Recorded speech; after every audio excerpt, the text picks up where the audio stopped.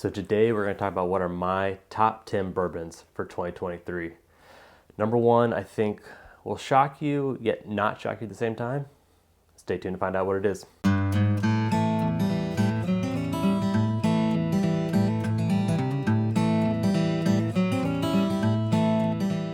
Welcome back to the Bourbon Retriever. Today we're going to discuss some of my favorite bourbons in 2023.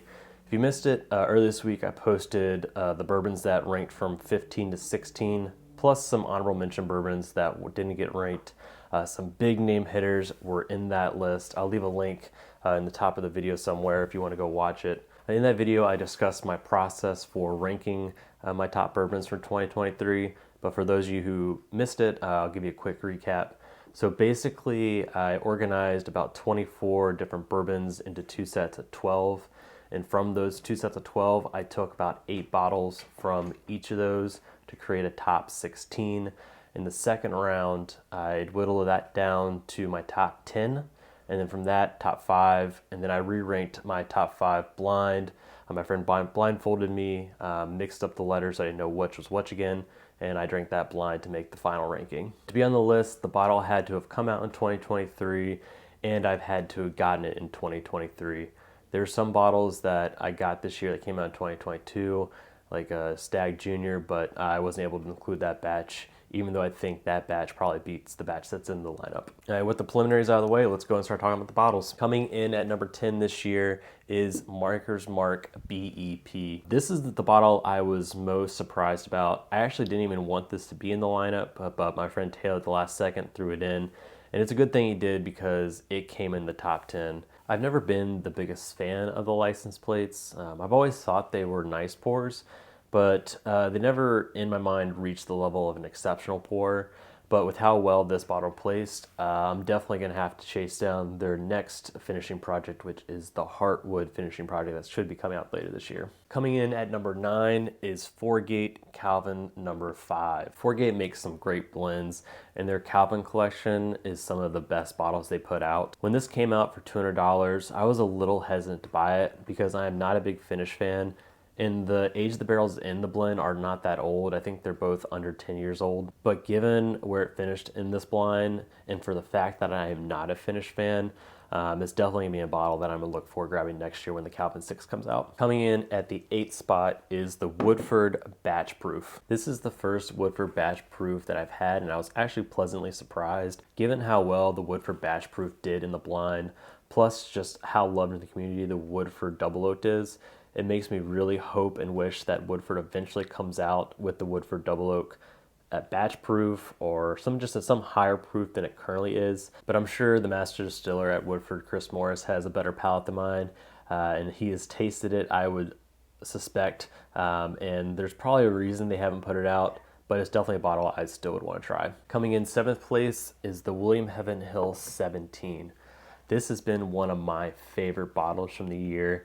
I got it on Halloween at the distillery at Heavenhill when I would visit my brother. While it's rather expensive at $300, I think that price tag is warranted given where it ended up in the blind. 17-year-old 120 proof whiskey from Heavenhill. It's just really hard to beat that. The aroma on this bottle was a top 3 aroma bottle. I was absolutely in love with it, and it had a nice proof to it to help balance out that too. Okay, coming in 6th place is Michter's 10. This is probably one of the most beloved bourbons that came out in 2023. I haven't heard a single person say something bad about it. I was lucky enough to grab the A batch this year, and it's another bottle that is 100% worth the price tag. To me, this bottle had the second best aroma across the board here. It is by far the lowest proof in the top 10, but it very much held its own. And I heard a rumor that the Michter's 10s that came out this year were older than 10 years. And in fact, the ones coming out next year and the future years should also be much older than 10 years. So it has me super excited to grab them in the future. So now we're in the top 5, and at number 5, we have Stagg Junior Batch 23B. Stagg Junior's batch in and out have been some of my favorite pours. I have not had a bad one. I haven't been able to grab many of them because in the past I've always wanted to buy things at MSRP, and Stagg Juniors are supposed to be a little bit under $50, but you can rarely ever find those maybe outside of Virginia ABC drops. And time again, Stagg Junior keeps knocking out $200 bottles in blinds I do, whether it be this end of the year blind, maybe a one-on-one or a set of 4. So given that I value this bottle more than this $200 I'm willing to pay for, it has made me realize that I should be willing to pay up to $200 for this bottle. So now when I see this bottle a little marked up, anything under $200, it is now a buy for me if it's a batch I don't have, just because of how much I love these bottles. Now, I don't recommend everyone to go running out there and buying bottles in secondary pricing for every single bottle that's out there, because not every bottle matches your profile. It's just for me personally, over time, I've realized that it's worth paying a premium for Stagg for myself. Coming in 4th place is Larceny Barrel Proof Batch C923. For Fred Minnick, this batch of Larceny came in 2nd place, and for me personally, it has come in 4th place. Everyone, if you're sleeping on these bottles, stop sleeping on them. These Larceny batches are some of the best barrel proof products out on the market. You can get them for a little under $60, and it's just all around a great package. If you're having trouble grabbing some of the Buffalo Trace Weller products, which are also weeders, I'd highly recommend you grab the Larceny. They're much easier to get. They won't have the same profile, but to me, this is a quintessential weeder and an absolute bomb. I personally have been sleeping on the Larceny Barrel Proofs, but now after how well it did my blind, I'm gonna start buying more of these every time they come out. Okay, now we're onto the podium, and in 3rd place is Jack Daniel's 12. This has been one of my favorite bottles throughout the year. When I first had it, I thought it had a chance to be number 1 on the year. The Jack 12 had the best aroma across the board. It really reminded me of a dusty pour. When I first smelled it, I thought we must have accidentally poured a dusty into the blind just with how it smelled. Jack Daniel's has done a really good job this year between the Jack Daniel's 12 and releasing the Jack Daniel's Barrel Proof Rye. Both of those have been absolute hitters.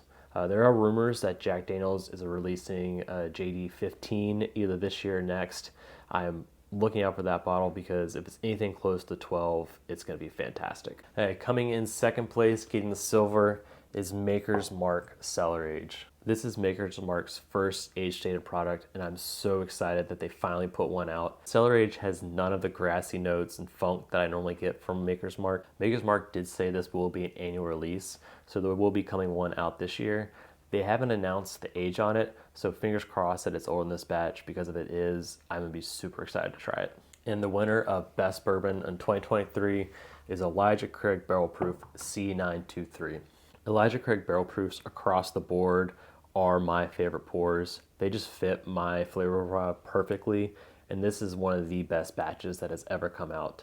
It is a year and 7 months older than any batch they've ever released, and it's coming out at a much higher proof point than it normally does. I was a little shocked that this one won, because there are many more limited edition bottles on this list that are more expensive, more sought after, harder to get, more limited production, older.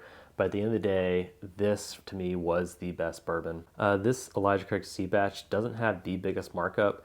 I think most I've seen them go for is about 140, 120. If you see it below 140, even though that is about double the MSRP, I would recommend you pick it up, because we don't know if Elijah Craig will keep the bottles at this proof or this age. For instance, the A124 specs were just released, and that was at a 117 proof and only 10 years old. So those are my top 10 bottles from 2023. Leave in the comments what was your favorite bottle from 2023, anything you agree or disagree with my lineup. Love to hear the input from the community. But before you head out, check out this video here where I talk about all the bottles that just missed the top 10, including 2 big name bottles that everyone is chasing.